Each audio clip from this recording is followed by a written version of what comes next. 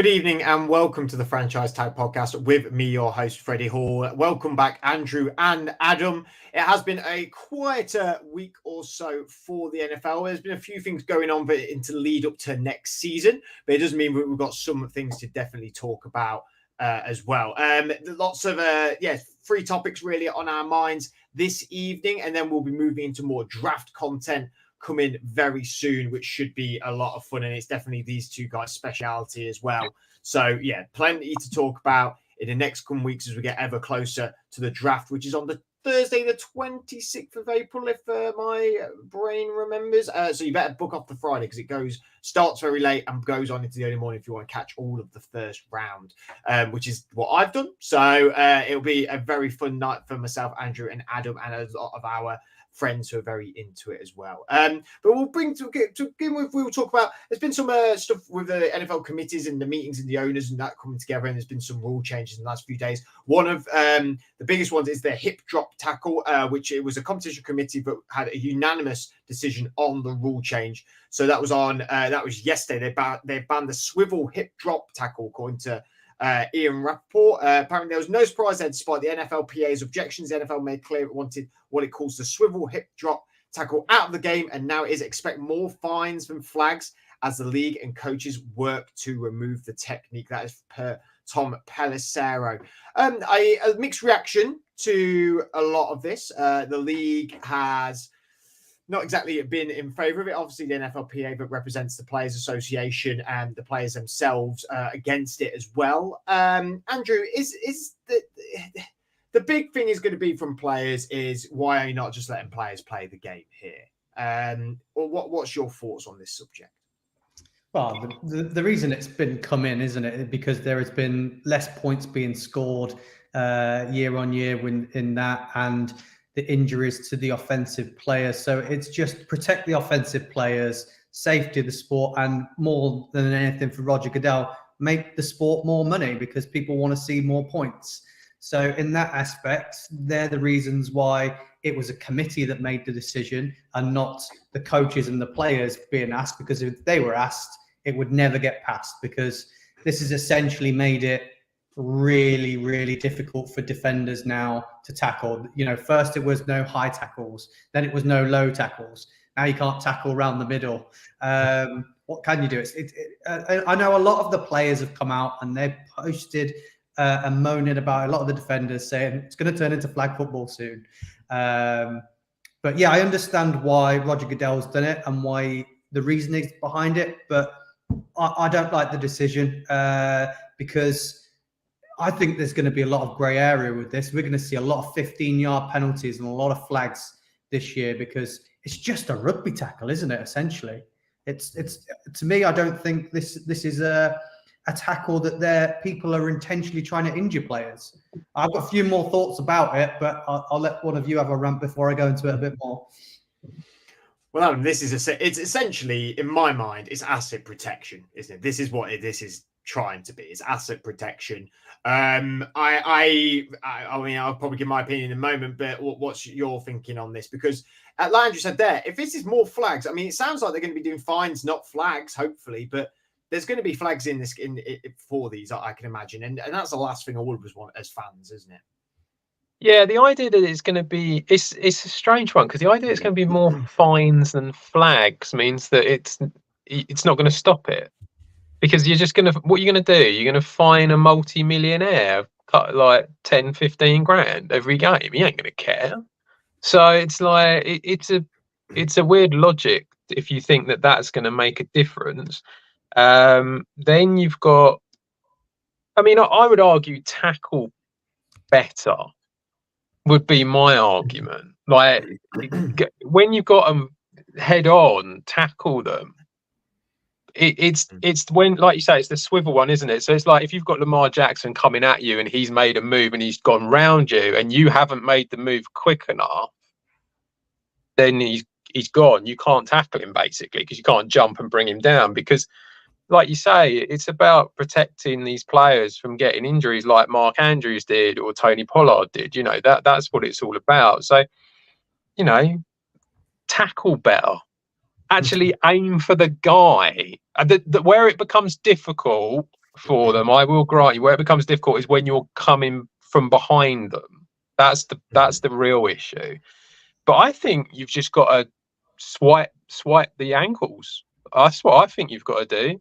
Just literally go down to the floor and take with your hands. That's all you can do now. I mean, that's the only thing. So, yeah, I just think tackle better.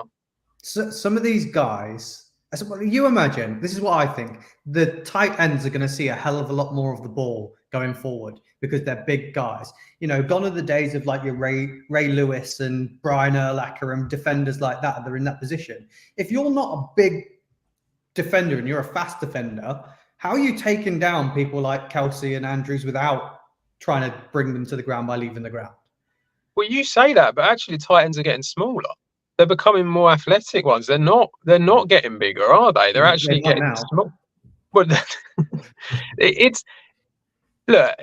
like you say, at the end of the day, it's all about keeping the score going up.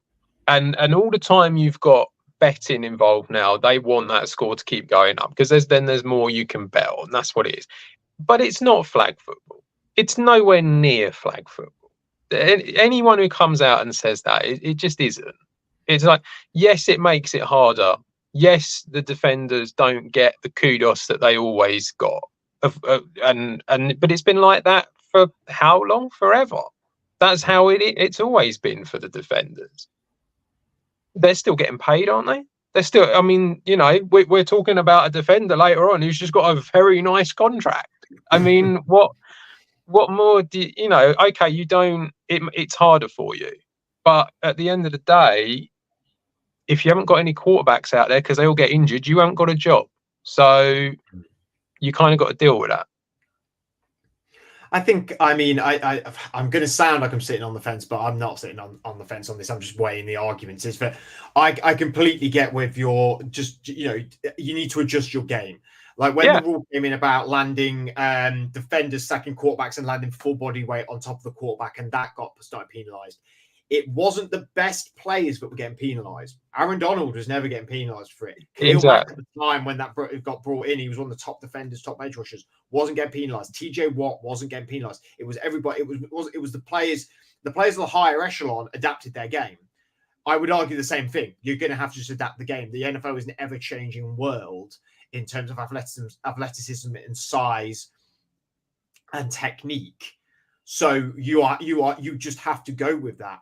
I don't think this makes it disappear. Like we said, there's players are still getting fined for big tackles, for head-to-head contact. Flags are being thrown for that still, and fines are given out for that. So I think we are going to see that. My big worry is, like Andrew said, the grey area. When this happens in, I don't know, let's say the divisional round, and that 15 yards, and then the Ravens lose to the Bengals, for example. I don't know, just pulling teams out of my head. And it was in the last 2 minutes, in 2-minute warning. Like that's when the microscope will really come out on this. For me, though, I don't agree with it.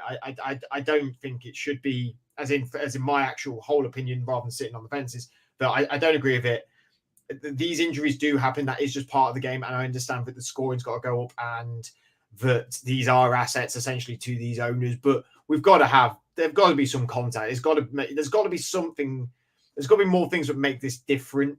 If you don't want to watch a contact sport, watch basketball. I know there is contact in there, but it's nowhere near the height of NFL. And I mean, even ice hockey now in the States is such a big sport, obviously, and that feels like it's got a lot of contact as well. You can't take out all contact, and I think it is ever changing, but I still don't think that the fans necessarily have fully embraced ever that change. I mean, we still hear it over here about the contact of people with the rugby football and what people just kill each other in NFL. No, but people actually really are not allowed to tackle each other anymore, it feels like.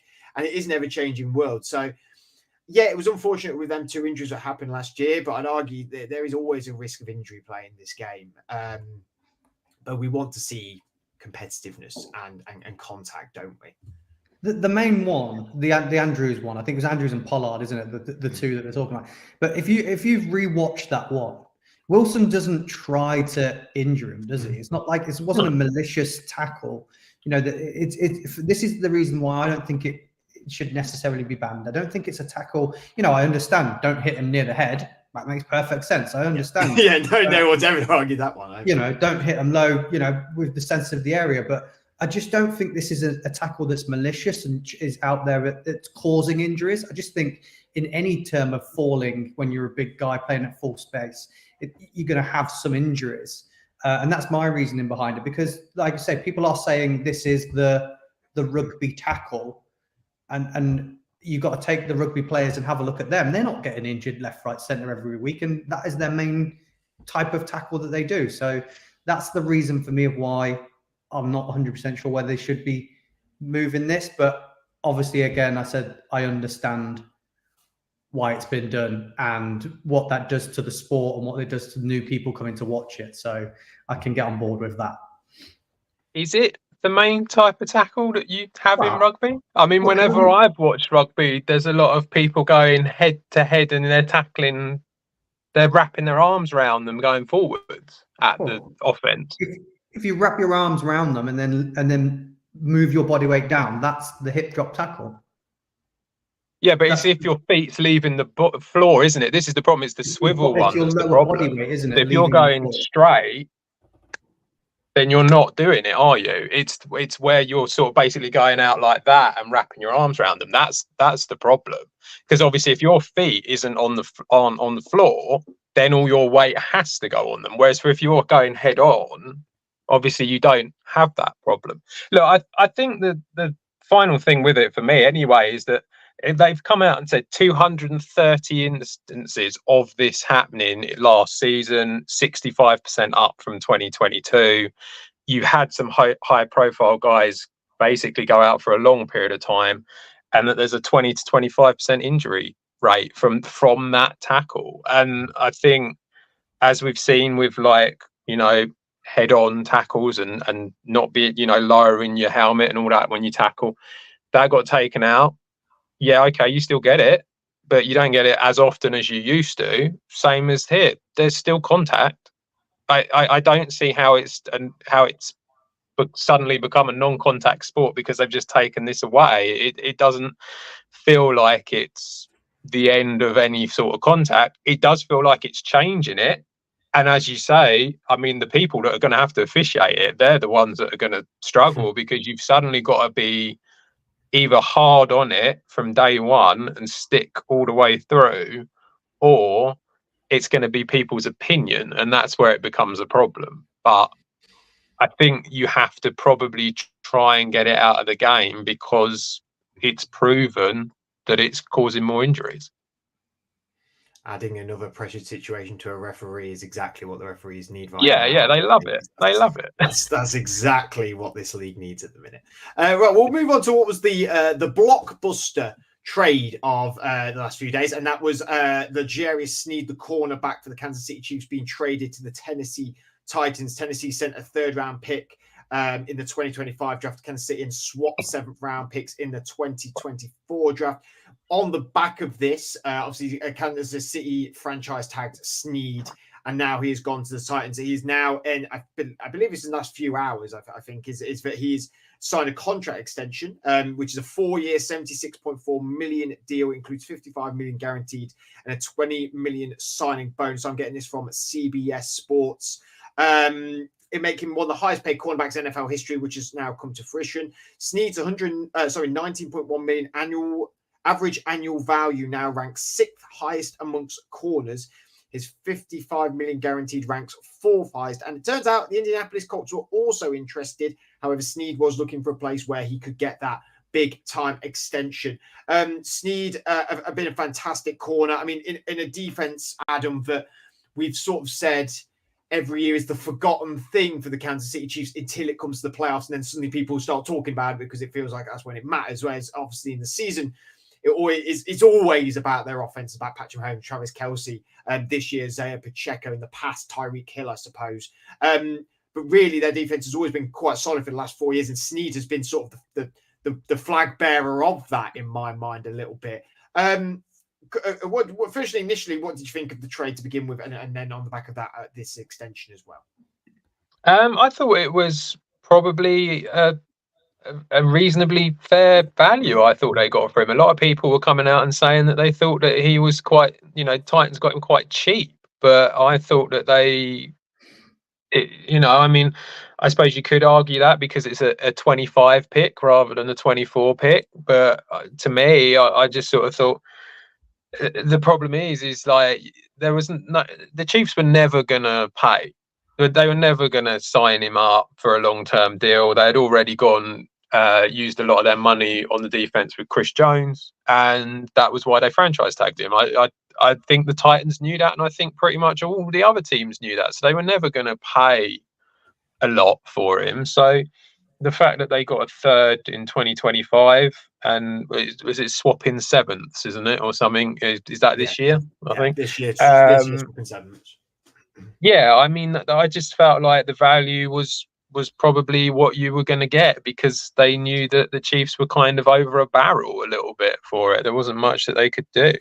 From the Titans' point of view, I think they've got a solid veteran who's going to do pretty well for them at corner for the next couple of years.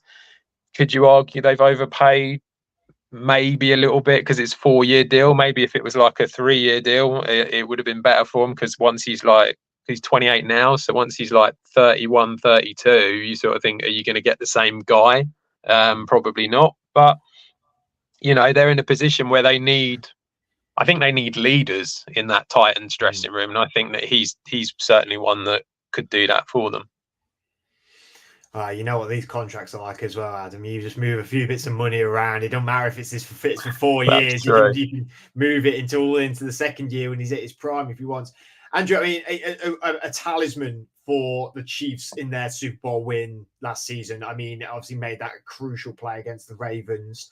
Again, I think a big leader on the defensive side of the ball, like Adam sort of noted too, that Tennessee are probably needing them sort of star players. Obviously, a few exits for Tennessee this year, but we'll stick on just what you thought of the initial trade and this new deal to begin with. Yeah, I mean, I think it's a great trade for the Titans. I think they did get him really, really cheap, which is why it's really confusing for the Chiefs. I know that obviously last season they had the Chris Jones saga where he was sitting out until he got his deal. So they didn't want that again. So signed him, and they probably don't want the drama again, keeping Snead around and having him sit out and, just be around the team and not really adding any value. And I think we all knew that he was out as soon as it was between the two of them.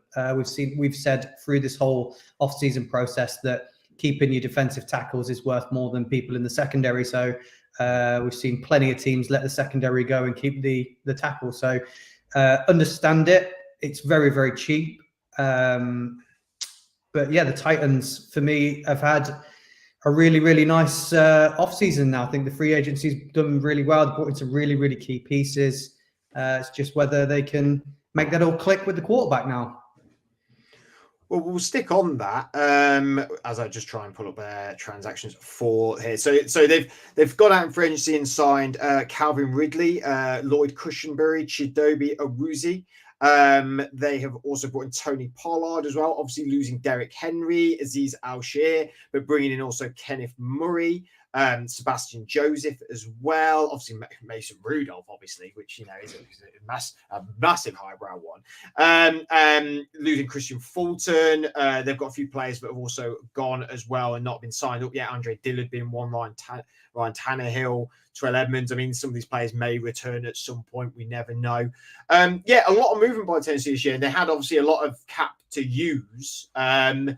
And it seems like they've had a bit of a direction, Andrew, and they sort of know what they're going for. And I think Adam alludes to, you sort of agree that they are looking for some leaders, because they had Mike Vrabel, and he was the biggest leader going, and then he sort of was the leader for the whole team, and then there was a couple of good players. But it feels like now with the changes they've changed the coach, haven't they? I know I barking up the wrong tree. It just feels like it just happened ages ago. But I can't remember who their new coach is though, off the top of my head. Brian Callahan. Brian Callahan. Yes. So there've a lot of changes in Tennessee, and maybe Callahan's philosophy is, he needs players who are leaders, and he's definitely brought in some experience, hasn't he, as well? Players like Awuzie and Ridley.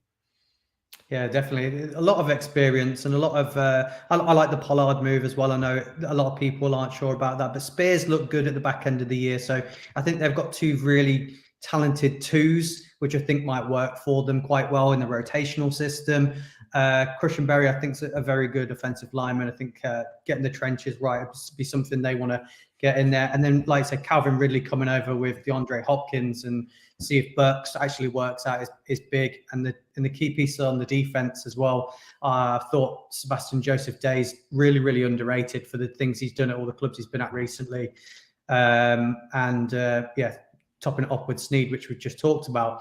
So with all those pieces and the division that they're in, apart from the Texans who we saw, burst onto the season last year, I think the Colts, although they've got a fantastic head coach in Steichen, can they get it right with Richardson? Can he stay healthy? Because they haven't got Minshew there now. So that's really, really key. And the Jags still think's a little bit disorganized. They haven't quite hit it off with Lawrence. He's not been healthy. It's not really been what we thought it would be. So I think it's their chance now to kind of be competitive in that division. It all depends on what, like I say, it's now on Will Levis, isn't it? I personally haven't seen enough out of him to say, yeah, this team's now playoff worthy with all these pieces. But I think if he manages to play up to a top 15, top quarterback, then chances are they could be competing for that playoff. It's just a short turnaround when we thought there was a bit of a disaster last year. So it's a quick turnaround for them, and new coach as well. So I think they're making the right moves to make the punch in a division that's not fully cemented who's the best definitively. I know the Texans obviously were fantastic last year. I mean, the Titans for me, Adam, have always been a team that I've sort of struggled to get my arms around, because I've always been a bit like, it's just Derrick Henry and running. I've never been that convinced on the receivers they had at the time. Obviously, AJ Brown was very good, but they didn't exactly have the quarterback to make him excel. I've always been a little bit cold on the defense, even though they performed very well in the last few years. Last year, obviously, was not great for them. And then they've made all these moves, and really, one chapter to this story could be: are they doing all these moves to put Will Levis? They're putting Will Levis in the best position to win. But what if that doesn't happen? Is that then another conversation that then starts to happen in the room?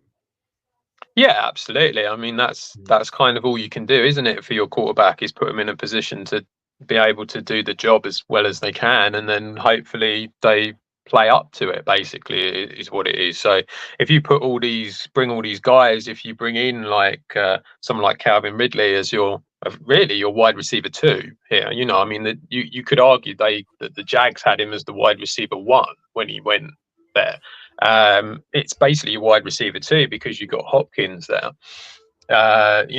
They do have a little bit of depth at wide receiver. It's not amazing, but they do have a little bit there. So it's like that's great when you got them. You got a competent tight end in Okonkwo.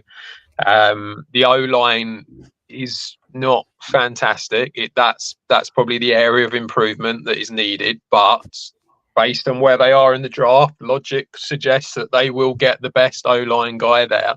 And bringing in these names on the defense will, in theory, help. And I think you're going to see a bit more of an attacking wide receiver passing game this year with the Titans compared to what you have before. I think Callahan has shown that that's kind of what he wants to do, and that was kind of what his dad did as well. So you feel like that's probably what's going to happen. It's kind of all on Levis now to go out and prove it and show that he can do it with the same as everyone else. And he's going to have to go up against quarterbacks like CJ Stroud and basically try and emulate what Stroud did this year and do things like that in order to be able to show that he's a success and that he's worth keeping around, because he wasn't a first round pick, was he? he was second, wasn't he? I think that they picked him. You know, if it doesn't go well and they're a high pick again next year, and there's decent quarterbacks there, then why would they keep him if it's not worked with all of these guys now? So yeah, I think that's kind of all on him to prove that he's worth keeping around now. Yeah, it's going to hopefully be it felt like the South was sort of a two-team division / a one-team division for a little bit, and now it feels like all the teams are in quite a good position to progress into the future. Obviously, with young quarterbacks across the board, Lawrence being the eldest out of, well, I think he's the eldest out of all of them, but not Lawrence, Will Levis, CJ Stroud, and Anthony Richardson as well. I mean, this could shape up to be a really exciting division with some really talented players in it as well, and hopefully it'll bring back to sort of a division where it could be all up in the air again, which I feel like every year it sort of is predicted like it is, and it never really happens in that division. It sort of feels like one team sort of runs away with it, or there's sort of two teams going for it. So it's going to be a really fun division to watch the South this year. So it'll be definitely one we keep our eyes on. We'll move on to Tua Tagovailoa. I mean, that just rolled off the tongue for me in my broad Leicester accent. Is a quarterback that has some conversation in the last few days around him because of his contract situation. His contract is up next year, and obviously in today's NFL world, we are looking ever forward to getting. Well, teams are looking ever forward to getting players like their quarterbacks signed up on early deals. I mean, not a controversial pick, so to speak, but there's a lot of different opinions around Tua Adam when he came out of the draft. It was obviously he was a very injury prone, was one of them, but an incredibly talented arm. Depends where he lands on how good he could be in certain states and certain weather and certain situations, I suppose. And it's been up and down for Tua throughout his career in Miami. But after the season that he and that team had last season, I mean, should this be as much a conversation as it could well be in the next coming months? Not really. Personally, I don't really get what this conversation is. I'm going to be told why there is this conversation, I know. But it seems somewhat baffling to me. I understand there's been injury history. I get all of that. But he had the highest pass completion rate last year, apart from Dak and Brock Purdy. He was tied 5th on the amount of touchdowns he got. Most yards in the season. Clear improvement from 2022. I don't see why an NFL team is not going to... It feels very much like you've got yourself a very decent quarterback that you can argue that it's the weapons around him that are helping them things happening. But I think you could argue that for pretty much every quarterback in the league, apart from maybe Mahomes. I don't know why a team would give it up for essentially a rookie. Because who are you bringing in? You know, this is the thing. That's if you're bringing in a rookie, I don't get it. If you're going out and you're paying a fortune for someone who we all can look at and go, fair play, that's better, then fair enough. But I don't know who that quarterback is that's suddenly going to become available. Well, like you said, the stats for his last season was 17 games, 69.3% completion percentage, 4,624 yards, 29 touchdowns, with a career of 12,639 yards, 81 touchdowns. Andrew, I feel like you're not totally in on Tua, man. I feel like, you've got that Ohio State-Alabama rivalry thing, that sort of, you never were big on him in the first place. I mean, it all makes sense now. You've got Adam. You've got to get to the dad issues, man. You've got to get to the real ground in your soul issues of why you don't agree with these things, and it's the Ohio State Alabama thing in this case. I mean, surely it would be Ohio State Michigan if it was rivalry we were talking about. Not even in the same. Come on, Alabama's still a rival, though. Not in the same conference. The big one. this has all stemmed from Joel Clapp, essentially. Me and Adam did a mock the mock where we had Michael Penix in at the Dolphins, who a lot of people are saying is a bigger, stronger, better arm version of Tua.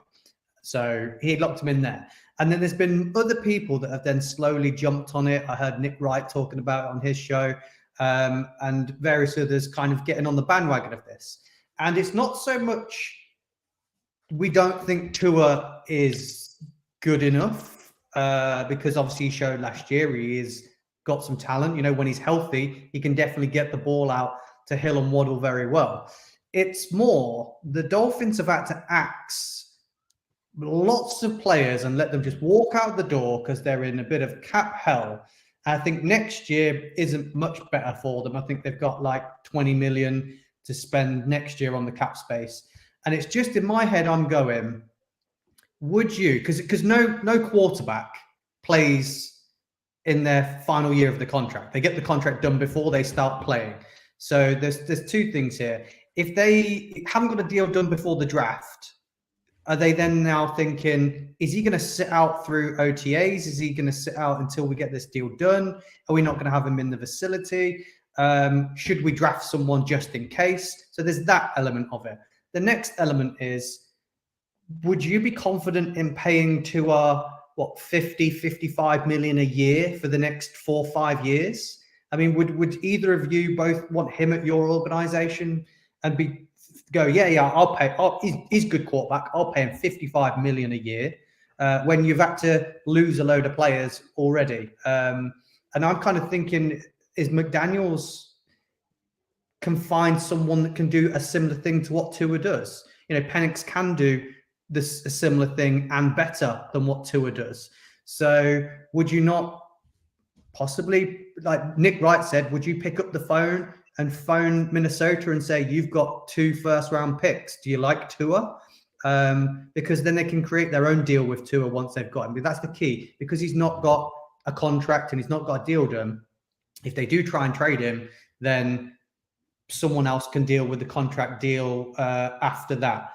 So that's the area that I'm at, that I don't think they can afford, nor can they put all their eggs in one basket. You know, the guy was like, literally before the season started last year, was, should I retire? Or, you know, I've been concussed that many times. If it happens again, I might retire. So you're going to give him 5 years, 55 million. Adam, would you give him that big contract? No, but I don't think anyone would give him that. I don't think the Dolphins will give him that. He's not going to be the top. It doesn't always work like that. He's not going to be the highest paid. Daniel Jones is on 45, so you've got to be north of that, yeah? I'd agree on that. Okay. I'd say 55 is a fair one. I think I just think 3 years rather than 5. Find me the replacement, because you don't know that Michael Penix can do that. You've no idea, because he's never played a snap in the NFL. And so because of that, you can't say that. I think the argument that argument whittles down to, is Tua this good, or is Mike McDaniel's system this good? Can he do that? Can he make this offense do that under any quarterback that fits that sort of thing? We've seen it with Kyle Shanahan. We've seen it with Kyle Shanahan in San Francisco. He makes and again, we've said this before, but it's not a negative being a system quarterback or anything like that. You do not have to be the best quarterback in this league to be, and you can be adequate and you can win games. And is the argument now, is Tua really that good that we're going to pay him that much go? Or have we just got a really great coach and we can get a player with similar aspects like Penix that can do this as well on a cheaper, younger deal? And yeah, he may come with injury worries later on in his career. We don't know that. I don't know Penix's injury history at college, but when we get into the NFL, anything can happen. Anything can happen with that. So there is that. Are we dangerously treading into Dak territory here, where we looked at what Dallas did with Dak's contract, and now it's coming up again soon. And we talked about this last week, and they really have been quite landlocked. And actually, they did it, and they still haven't won the Super Bowl. You know, is there a worry that this could happen as well for Miami? Did we go with me or that? Sorry. Sorry. Yeah, well, that's entirely my point, isn't it? Overpaying for someone that you've already got in the building. That McDaniels didn't even draft Tua, did he? It's not his guy. So he can no longer ever use the excuse that's it's not my guy. If you give him the big contract and you commit to him, you're saying he is my guy. We are going to win now, which is what kind of the Cowboys did as well. They were like, Dak's our guy. We trust in him, so we're going to overpay him and let other people walk out the door and be happy with it. That's my issue. They've already decimated their team in free agency this time round. So what does it do for them? Even if Adam says it might not be over 50, if it's 46, 47, who else do you let go? Are you going to have to let go some of your other bigger names after that? I'm just getting that up actually, just to have a little look at what the cap situation is. I mean, when we go into 2025, you have a quick read, Adam. Do you think that Tua is good enough to would you be happy to say, yeah, Green Bay, I'll have him for 4 years, some 50 million? No, of course not, because we've got better. I know you've already got better. That's not the point. I'm saying if you were in the situation where if you were the Vikings, would you say, we wouldn't mind someone who can distribute the ball to Jefferson and Addison well? Yeah, I'd love to give them Tua. I think we'd probably win quite a lot. It'd be a good idea. That. The problem is, it's really difficult. I just look at it and go, you need to bring in better. That's the problem. You can't just go, oh, we'll have that guy because he might be better. I just don't think NFL teams think in that way. Well, they've got decisions to make, haven't they? Because he's not going to play. Yeah, absolutely, they do. I just don't think that teams think in that way. I just don't think they go, oh, look, there's this. I know there's recency bias, and a lot of people like the new young thing and all that sort of thing, and I understand that. But I just don't think that teams will go, we've got this guy. He's clearly improved in his time that he's been here. But we're going to get rid of him and we're going to start again in the hope that this guy can do better, because we don't know.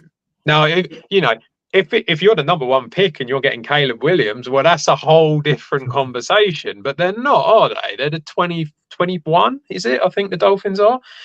So even if they move up a little bit, they're still not getting any of the top three. So what are you bringing in that's that for sure is going to be better? And the answer is you're not. So I think because of that, it's bad accounting. It's bad GM stuff. That's the problem, not so much Tua. I mean, I think you're just trying to find a quick fix for their bad financial management, which, it's like, well, they deserve to be punished for it, don't they? So, no. But what if they draft a quarterback in this draft coming up, or move up and get one? Don't move off Tua, let him sit and just let Tua's contract run out into next year, and they don't do anything about picks or anything like that. I mean, you could go down that route, but then you're dealing with a quarterback playing on his last year. Is he going to want to do that? Is he going to be happy that you've brought in a quarterback to basically potentially replace him? Is he just going to go, sod you, I'm going to sit and do nothing then? And then you've got no quarterback. That's the problem with that. I mean, it's an angle you can go down if you can hope that Tua will play. But I mean, we've seen a few times now in the past, haven't we, that quarterbacks tend to get a bit aggy if they don't like that. They get a bit funny about it. No quarterback's going to play on their last year. If they get injured or anything like that, then they've got no guarantees for the future and they're done. So he's going to. I think he'll sit out if he doesn't get a deal done. So if the Vikings are obviously a team that has been battered around by the big wigs and by other reporters out there, is there any other teams that we think would maybe think about it? The only other one would be the Raiders, wouldn't it? Because there's no way that he could go to the Broncos. You not think they could get that done?